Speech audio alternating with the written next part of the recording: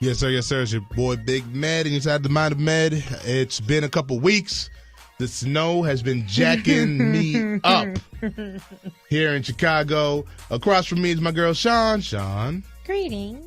how you doing today? Great. Safe.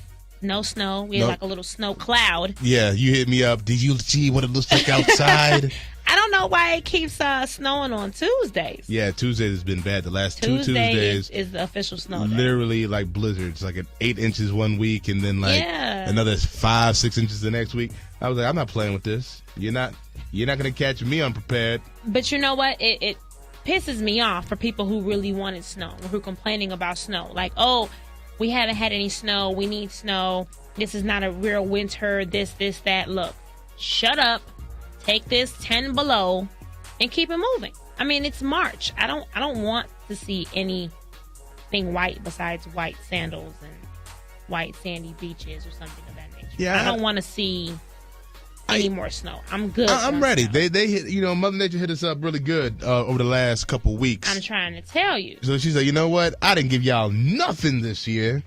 Let me help you out. Yeah, let me help you out. Let me catch you guys up. That's what she basically did. Let's just get right into this thing right here. Okay.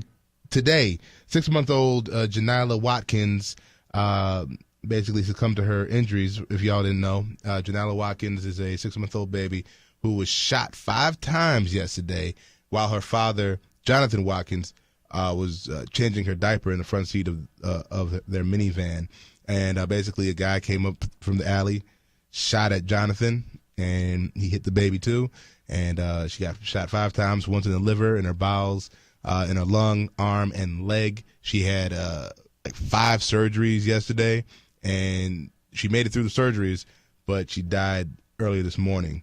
And basically cops are saying it's a gang situation. It's with the shooting, the gang-related shooting. And yeah, it is crazy. Like, I absolutely, when I saw the story, and I saw it all over social media after they announced that she died, it's just another black eye on the city of Chicago. Black eye, bruised ribs, it's terrible. I heard about it on social media as well. Mm-hmm. I'm now on Feed, so I saw a picture of her from someone that I subscribe to, and when they said that she had been shot, it was just like, how do you shoot a baby, like an infant? Right. And it was interesting because then I started hearing more about it, and the fact that, it was in the middle of the afternoon. It wasn't like it was nighttime, late at night. Like it was 12:45 in the afternoon, right on the southeast side of the city. And it's terrible, but it makes you wonder. Of course, the father was the intended target. No one else was injured. There were people on the streets, who were able to hear the gunshots, about 10 rounds. And it was official that he was the intended target. Right. This may have even, from what they report, came from Facebook. Like someone threatened him on Facebook. Facebook. And it's been, some turmoil with them. So the mother was at work, father being, responsible dad and taking care of the baby while mom was at work. And they're recently married, newlyweds for the last few weeks. And, to go to work and then get a call that, not only your husband has been shot, but your 6-month-old baby has been shot. Right. And then she was just shot when she was pregnant, the mom. You said shot in the leg, right? Shot in the leg when she was 8 months pregnant. So it just seems like, whatever's going on or wherever they are involved in or are surrounding themselves with. It's not good. Is not good. And, my heart goes out to the family. It's definitely tough. You have to bury a baby. And, the father is in critical condition. It's a bad situation all the way around. The whole thing is when people are talking about the city, people are talking about the city of Chicago, what what needs to be done. Personally, I just believe that, like, I work with Pastor Hannah, and I'm like, honestly, the only thing you can do is really pray. That's it. Because there's nothing that I see that's going to change any of this. Because you can ban. You can change the gun laws if you want to. It's not going to change anything because the guys who have the guns that are doing all this, all this shooting and killing, they're not getting their guns legal anyways. Exactly. So it's not, unless you can get the guns off the streets, which basically is impossible.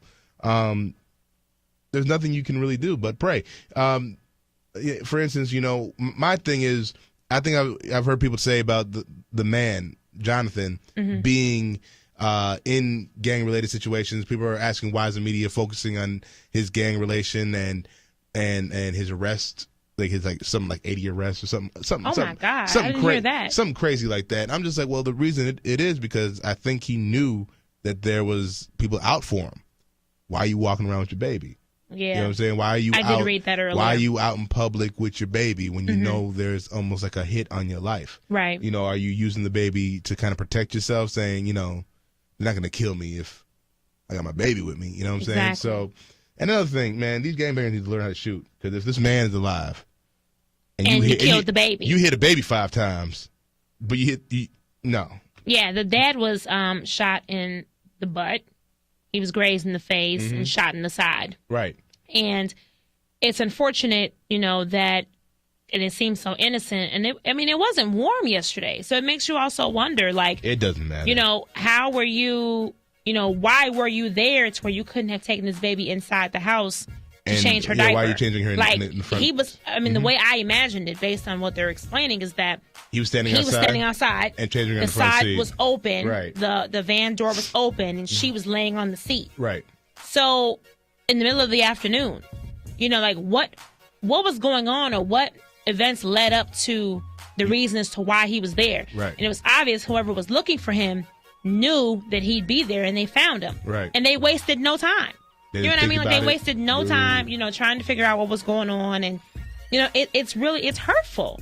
You know, now this young mother, I mean, she's only 20 years old. You know, that's tough. I mean, that's hard. She has to now bury her child and potentially also bury her husband. But now with the baby gone, and if the father survives, what'll happen next? If they survive, then there'll be more bloodshed. That's how this works. It's got to be revenge. So it is what it is. You just got to pray for this. You just got to pray for the city, because that's the only thing you can really do in this kind of situation. Absolutely.